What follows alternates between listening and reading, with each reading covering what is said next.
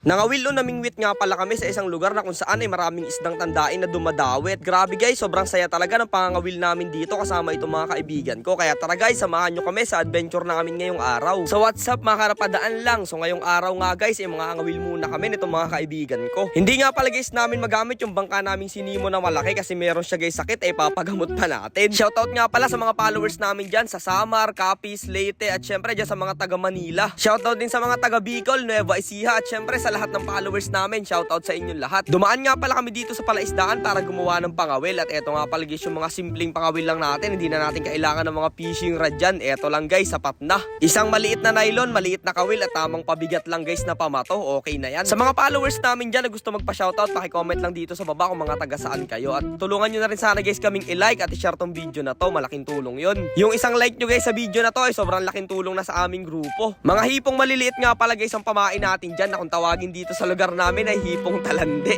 Medyo mabilis rin nga pala yung naging biyahe namin dyan sa pupuntahan namin kasi baka abutan kami ng malakas na ulan. Pagkarating guys namin dito, hindi na rin namin pinatagal at nilaglag na namin dito yung mga kawil namin at nakahuli ka agad. Uy, ang laki. Ang laki niyan guys. Ayos. Magalingan ko din.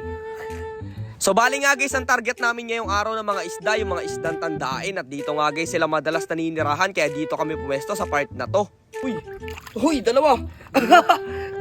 Dalawa, isang kawil.